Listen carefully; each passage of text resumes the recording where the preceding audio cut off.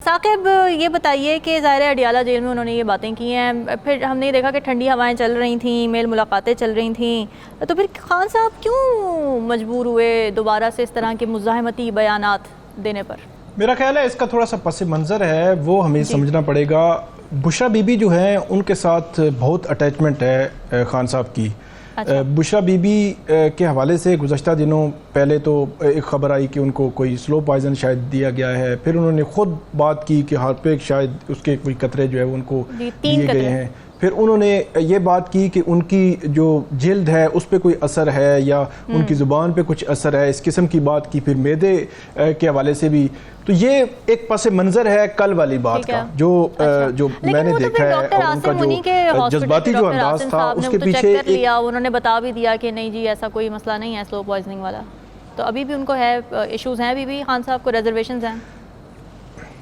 وہ کل اسی سے بات جب شروع ہوئی تو انہوں نے کہا کہ ان کا مکمل میڈیکل چیک اپ ہونا چاہیے۔ وہ اگرچہ وہ کہتے ہیں کہ ہمارے ڈاکٹر بھی تھے، انہوں نے چیک اپ کیا ہے، لیکن ان کے ٹیسٹ ہونے چاہیے، اور ٹیسٹ ہونے کے بعد، اور وہ بھی شوکت خانم سے یا کسی اور جگہ سے وہ کروانا چاہ رہے ہیں، تو وہ ٹیسٹ ہونے کے بعد پتہ چلے گا کہ ان کو کوئی اس قسم کا جو زہر یا اس قسم کی چیز دی گئی ہے یا نہیں دی گئی۔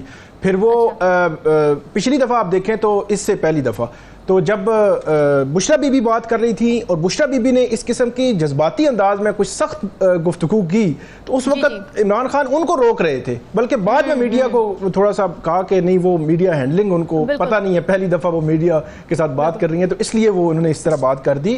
تو وہ یہ جو باتیں انہوں نے کل کی ہیں، پچھلی دفعہ بشرا بی بی کو روک رہے تھے کہ اس قسم کی جو ہے بات نہ کرے، بلکہ ایون بعد میں جب ان کی جو پارٹی ہے اس کی جانب سے وضاحتیں بھی آئی۔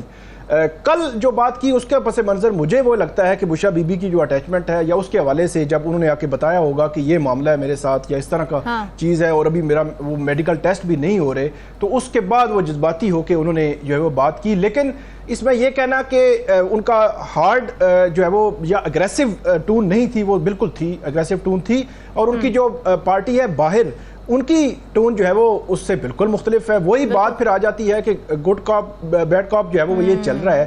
اسپیسیفکلی جب ان سے سوال ہوا کہ جو کے پی کی کیبنٹ کی جو میٹنگ ہوئی ہے یا انہوں نے جا کے میٹنگ کی ہے اس کے حوالے سے آپ کا کیا موقف ہے، تو انہوں نے یہ کہا کہ بطور ادارہ میرا تو کوئی اختلاف نہیں ہے کسی کے ساتھ، مطلب اس کو ٹوٹلی انہوں نے یہ ہوتا ہے کہ ان کا جو رسپانس تھا یا اس پہ رپلائی جو تھا اس کویسچن پہ یہ ہوتا کہ نہیں ان کو نہیں جانا چاہیے تھا، وہ گئے ہیں تو غلط کیا ہے اور ان سے میں پوچھوں گا۔ ان کا یہ جواب ہوتا تو پھر ہم سمجھتے ہیں کہ بہت ہی اگریسو پالیسی ہے۔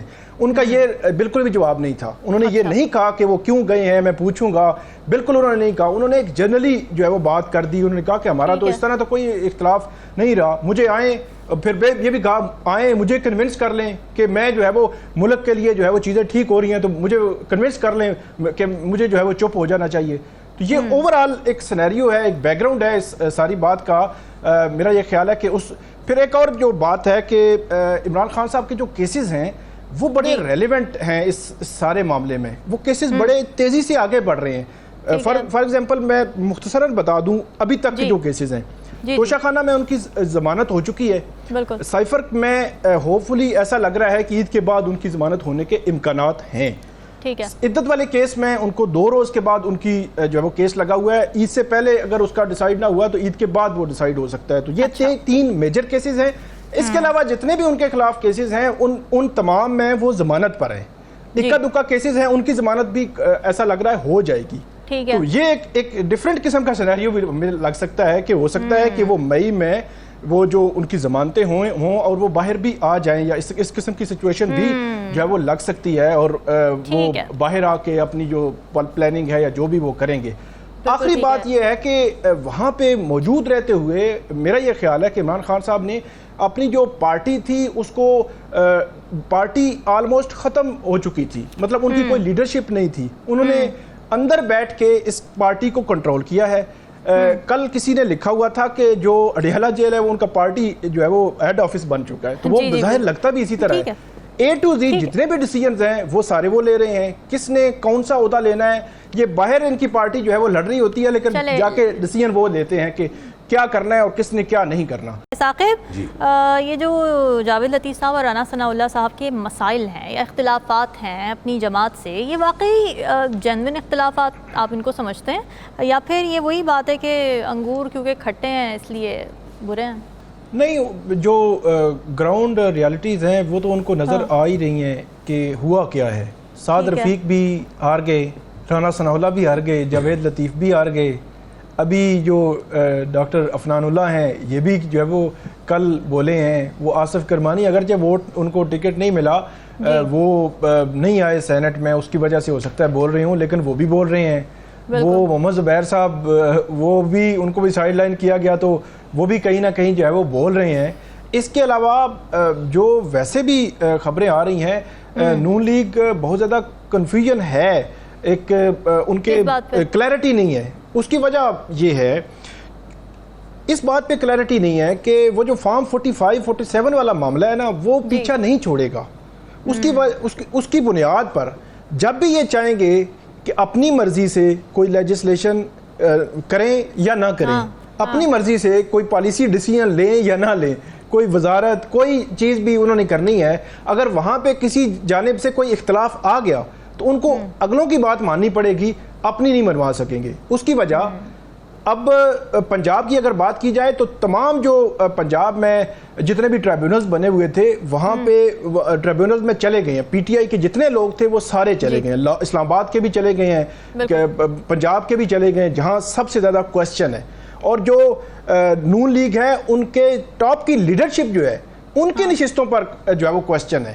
اور وہ جو ٹریبیونلز میں چلے گئے ہیں، اگر فرض کریں کہ ادھر سے جو ہے وہ اپنی منمانی سے انہوں نے حکومت چلانے کی کوشش کی تو جس بنیاد پر ان کو فارم 47 ملے ہیں تو وہ واپس بھی ہو سکتے ہیں، ان کے حلقے کھل بھی سکتے ہیں، فیصلے ان کے خلاف بھی آ سکتے ہیں.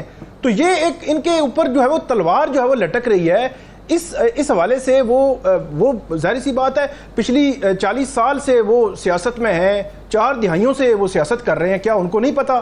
2 دفعہ جو نواز شریف صاحب ہیں وہ جو ہے وہ جلا وطنی میں رہے ہیں. کیا ان کو آئیڈیا نہیں ہے کہ کیا ہوا کیا ہے، کیا ہو رہا ہے؟ ان کو بالکل آئیڈیا ہے اور ان کو پتا ہے کہ کس طرح جو ہے وہ ہم آج خود جو ہے وہ چل بھی نہیں سکتے.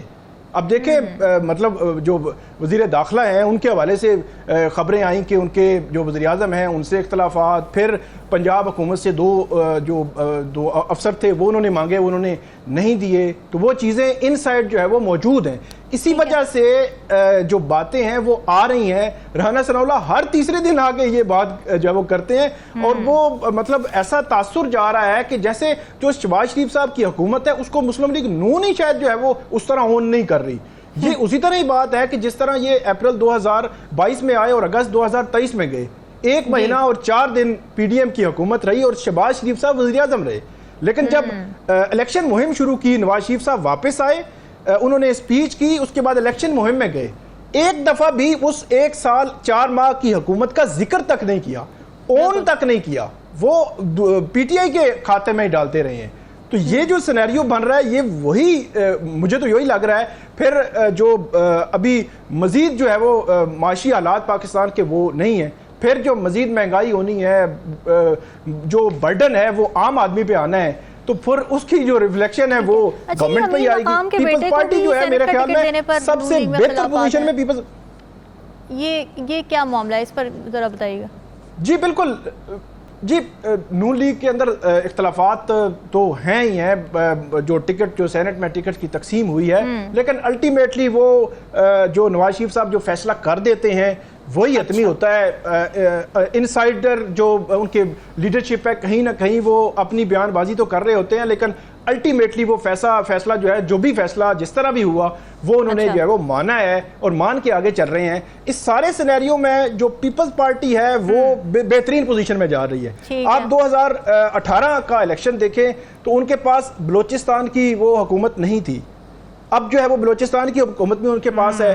ان کے پاس جو سندھ کی گورنمنٹ تھی صوبائی حکومت، لیکن کراچی ان کے ساتھ نہیں تھا. وہ کراچی کی سیٹیں جو ہے وہ تھیں پی ٹی آئی کے پاس، اب ایم کے ایم کے پاس چلی گئی ہیں. لیکن ایم کے ایم کے ساتھ بھی معاملہ وہی ہے جو نون لیگ کے ساتھ ہے.